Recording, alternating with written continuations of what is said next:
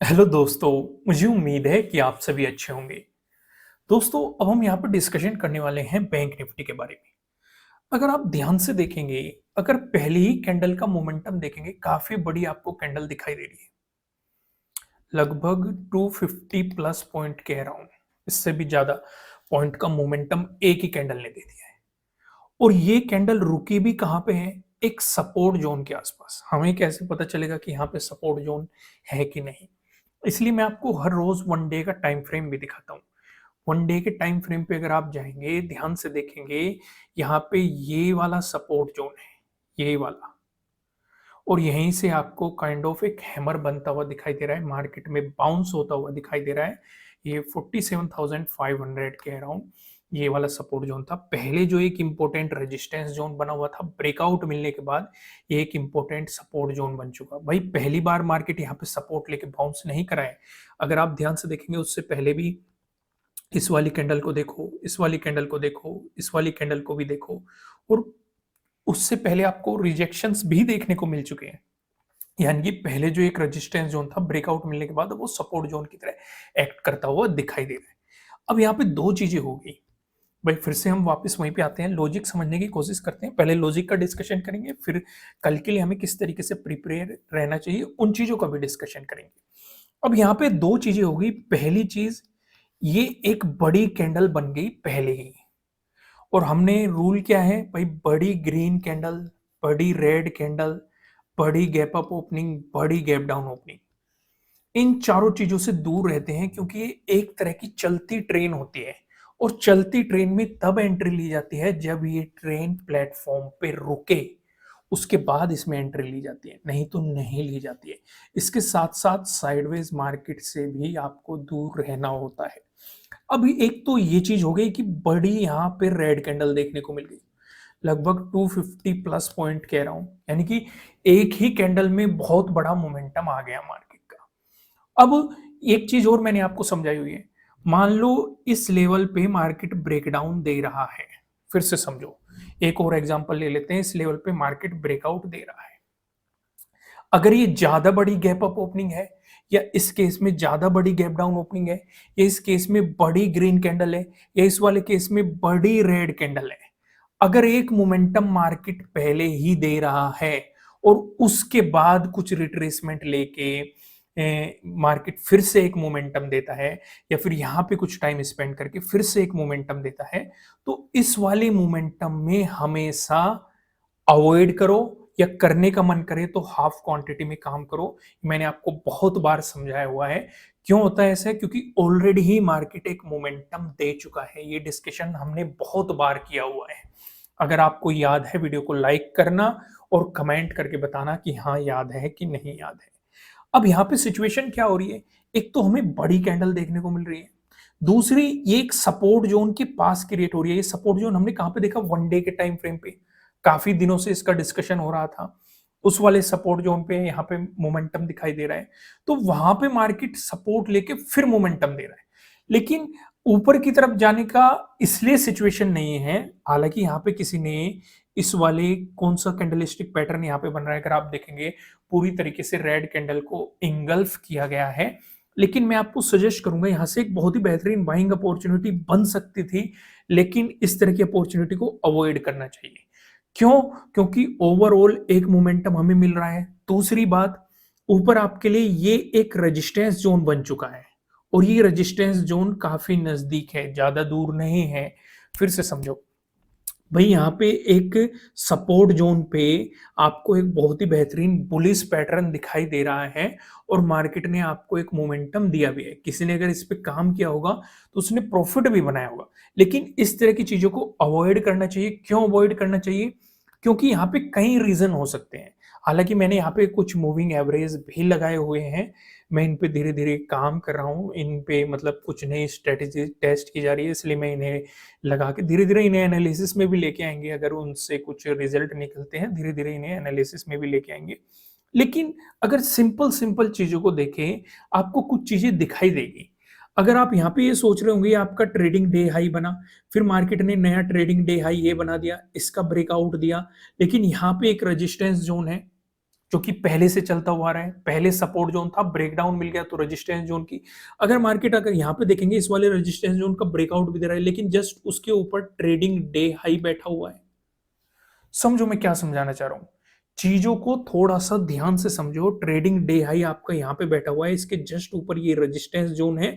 अगर मार्केट इसका भी ब्रेकआउट दे रहा है तो ऊपर एक ट्रेडिंग डे हाई है, यानी कि स्कैल्पिंग अपॉर्चुनिटीज मिल सकती है, लेकिन लॉन्ग साइडेड अपॉर्चुनिटी की प्रोबेबिलिटी कम है। दूसरा जो आज का रिजेक्शन बना है, ध्यान से अगर आप देखेंगे इसी जोन पे मार्केट ने एक इंपॉर्टेंट सपोर्ट दिखाया था, काफी देर तक टाइम स्पेंड किया था। अगर आप ध्यान से देखेंगे इस जोन में मार्केट ने लास्ट टाइम में तो कई घंटों तक टाइम स्पेंड किया था। इस जोन को अगर आप देखेंगे उसी जोन से आपको यहाँ पे आज रिजेक्शन देखने को मिला है, और मार्केट दोबारा से वापस भी गया है। जो पहले एक सपोर्ट की तरह एक्ट कर रहा था, ब्रेकडाउन देने के बाद एक रेजिस्टेंस की तरह एक्ट करता हुआ दिखाई दे रहा था, यानी कि ट्रेडिंग डे हाई का अगर आपको ब्रेकआउट मिल जाता तो उस सिचुएशन पे आपके लिए अगले रेजिस्टेंस की पॉसिबिलिटी यहाँ पे हो सकती थी 48,000 के अराउंड। पहली ये चीज नोट करने लायक है। दूसरी चीज क्या नोट करने लायक है, अगर आप इन्हें आगे एक्सटेंड करेंगे तो आपको दिखाई देगा कहीं ना कहीं मार्केट ने इसी जोन की रेस्पेक्ट की है। अगर आप ध्यान से देखेंगे, भले ही पहली कैंडल में इसका ब्रेकडाउन दे दे हो, लेकिन मार्केट वापस आया, इस पे एज ए रेजिस्टेंस एक्ट करता रहा, ब्रेकआउट देने के बाद इस पे एज ए सपोर्ट एक्ट करता रहा। ये सिचुएशन हमें दिखाई दे रही है, यानी कि ये लेवल अभी भी इंपॉर्टेंट बना हुआ है। अगर यहाँ से सपोर्ट लेके बाउंस करेगा तो इस वाले जोन में रेजिस्टेंस की पॉसिबिलिटी बनेगी, अगर ब्रेक डाउन करेगा तो प्रीवियस डे लो पे सपोर्ट की पॉसिबिलिटी बन सकती है। आइए इसे थोड़ा सा डिटेल में समझते हैं। तो बात हो गई लॉजिक की, क्योंकि उसके बाद मार्केट एक मोमेंटम में चला गया, एक साइडवेज जोन में चला गया, जहां पे उसने सिर्फ और सिर्फ आपके प्रीमियम को खाया है, आपको कोई बेहतरीन मोमेंटम नहीं दिया है, चाहे किसी भी डायरेक्शन की बात करें। आइए अब हम यहाँ पे वन डे के टाइम फ्रेम पे देखते हैं। वन डे के टाइम फ्रेम पे ज्यादा कुछ डिस्कशन करने का नहीं है, क्योंकि इसका डिस्कशन मैं आपके साथ ऑलरेडी कर चुका हूं। एक तो आप वेबसाइट पे जाना, वेबसाइट पे हैमर के बारे में पढ़ना, पहली चीज आपको ये करनी है। दूसरा आपको पढ़ना है बुलिश इंगल्फिंग कैंडलस्टिक पैटर्न के बारे में, वो भी आपको वहीं पे मिल जाएगा। ये दो आपके होमवर्क रहेंगे वेबसाइट पे। अब यहाँ पे आप देखेंगे एक चीज तो हमें समझ में आ गई कि ये वाला जोन जहां पे मार्केट रेजिस्टेंस की तरह एक्ट कर रहा था, ब्रेकआउट देने के बाद मार्केट बार बार यहाँ पे सपोर्ट की तरह एक्ट कर रहा है। आज भी इसी जोन में मार्केट सपोर्ट लेके चला गया। अगर नेगेटिव मोमेंटम आया तो फिर से ये कि सपोर्ट जोन की तरह एक्ट करेगा। अगर ब्रेकडाउन मिल गया तब हमें मोमेंटम मिल सकता है। समझ पा रहे हो कि नहीं? तो इस तरह की सिचुएशन में क्या होता है, जब भी सपोर्ट जोन या फिर रेजिस्टेंस जोन के पास मार्केट जाए, अगर आप ऑलरेडी ही एग्जिस्टिंग पोजीशन में बैठे हुए हो तो वहां पे अपनी प्रॉफिट बुकिंग करने की कोशिश किया करो। चाहे आप फुल प्रॉफिट बुकिंग करें या हाफ क्वांटिटी में प्रॉफिट बुकिंग करें, या वन थर्ड क्वांटिटी में प्रॉफिट बुकिंग करें, वो स्ट्रेटजीज अलग अलग हो सकती हैं किस हिसाब से आप ट्रेडिंग करते हैं, लेकिन खासकर सपोर्ट रेजिस्टेंस पे आपकी नजर होनी चाहिए। आइए फिलहाल मैं आपको सीधा लेके चलता हूं 15 मिनट के टाइम फ्रेम पे, और यहाँ पे कुछ चीजें समझने की कोशिश करते हैं जिससे कि आपको एक आइडिया लग जाएगा, क्लियर क्लियर जो मैं समझाना चाहता हूँ। आइए इसका डिस्कशन कर लेते हैं। एक चीज और देख लेते हैं, कल मैंने लास्ट टाइम आपको कुछ सपोर्ट और रेजिस्टेंस के डिस्कशन भी किए थे। ट्रेंड लाइन, चलो इनके बाद में डिस्कशन करेंगे। वन डे के टाइम फ्रेम पे आपको क्या सिचुएशन नजर आ रही है, इस पे अलग से डिस्कशन कर लेंगे।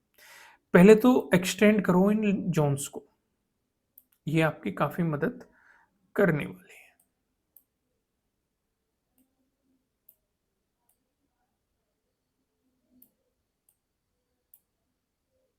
ठीक है, इन्हें एक्सटेंड कर लिया आगे। ओके,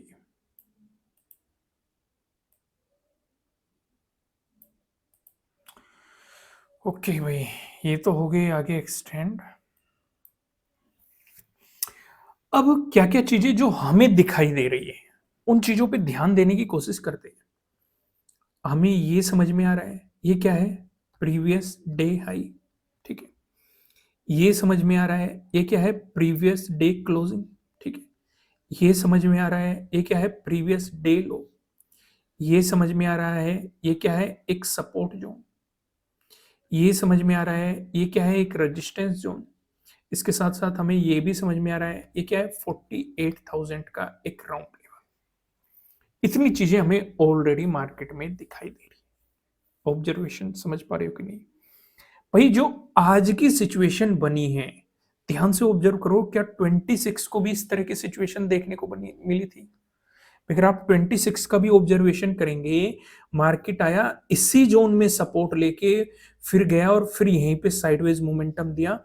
आज थर्ड का ऑब्जर्वेशन लो, मार्केट आया इसी जोन में सपोर्ट लेके वापस गया और यहीं पे साइडवेज मोमेंटम दिया। क्या कुछ कुछ सिमिलर आपको 26 का नहीं दिखाई दे रहा? थर्ड जो आज हुआ है, लेकिन 26 से अगले दिन क्या हुआ, मार्केट ने काफी बेहतरीन मोमेंटम दिया। ठीक है, इसलिए आपको उल्टी सीधी थ्योरी नहीं बनानी है कि कभी कल को आप पॉजिटिव साइड पोजीशन बना के बैठ जाओ कि 26 को ऐसा हुआ था, 27 को पॉजिटिव हो गया। होने को कुछ भी हो सकता है, लेकिन आपको प्रॉपर सपोर्ट रेजिस्टेंस का ध्यान रख के चलना है। आइए इनका थोड़ा सा डिस्कशन करते हैं। इतनी चीजें आपको समझ में आ गई। अगर मार्केट फ्लैट ओपन होके आपको पॉजिटिव मोमेंटम दिखाता है इस वाली सिचुएशन पे यहां से एक ऑब्जर्वेशन बनता है। ऑब्जर्वेशन ये बनता है कि मार्केट प्रीवियस डे क्लोजिंग पे सपोर्ट लेके बाउंस करेगा, इस वाले सपोर्ट जोन पे भी बाउंस करेगा, लेकिन नजदीकी प्रीवियस डे हाई बैठा हुआ है। फिर से ध्यान से समझो, नजदीकी प्रीवियस डे हाई बैठा हुआ है। अगर मार्केट इसका ब्रेकआउट देके निकल जाता है, फॉलोअर कैंडल भी बनती है, तो आपके लिए अगले रेजिस्टेंस की पॉसिबिलिटी है इस वाले जोन में 48,000 एक राउंड लेवल भी है, और ये एक रेजिस्टेंस जोन भी है जो कि हम काफी पहले से डिस्कस करते हुए आ रहे हैं। अगर मार्केट ने इसका ब्रेकआउट दे दिया, जो ये सेकंड का डे हाई है, यहाँ पे आपके लिए अगली रेजिस्टेंस की पॉसिबिलिटीज हो सकती हैं। वहीं पे अगर बात करें, मार्केट फ्लैट ओपन होकर आपको नेगेटिव मोमेंटम दिखाता है, इस वाली सिचुएशन पे ऑब्जर्व करो। भाई एक तो यहाँ पे मार्केट ने साइडवेज मोमेंटम दिया, पहली बार नहीं दिया, उससे पहले भी मार्केट साइडवेज मोमेंटम दे चुका है। पहली चीज हमें समझ में आ रही है, यानी कि प्रीवियस डे क्लोजिंग से मार्केट नीचे चलना चाहिए, साथ ही साथ इस वाले सपोर्ट जोन का ब्रेकडाउन भी मिलना चाहिए। अगर ये सिचुएशन बनती है तो आपके लिए सपोर्ट की पॉसिबिलिटीज हो सकती है ये प्रीवियस डे लो पे। और प्रीवियस डे लो एक काफी इंपॉर्टेंट लेवल है जो कि हमने वन डे के टाइम फ्रेम पे देखा था। एक झलक मैं आपको फिर से दिखा देता हूं। यहाँ पे आप देखेंगे, ये वाले जोन पे हमने देखा था मार्केट यहीं से सपोर्ट लेके बाउंस कर गया था, तो ये काफी इंपॉर्टेंट लेवल है जिस पे मार्केट पहले भी सपोर्ट की तरह एक्ट कर चुका है। पहली बार सपोर्ट की तरह एक्ट नहीं किया है, और उससे पहले रेजिस्टेंस की तरह एक्ट करते हुए भी हमने इस जोन में मार्केट को देखा हुआ है। समझ में आ गई? वापस वहीं पे आते हैं, अगला डिस्कशन करते हैं।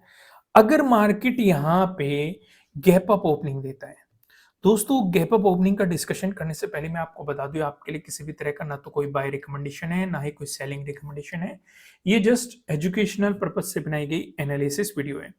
इन्वेस्ट करने से पहले आपको अपनी रिसर्च करनी है, अपने इन्वेस्टर की सलाह लेनी है, क्योंकि प्रॉफिट भी आपका होने वाला है, लॉस की जिम्मेदारी भी आपको अपने आप लेनी है।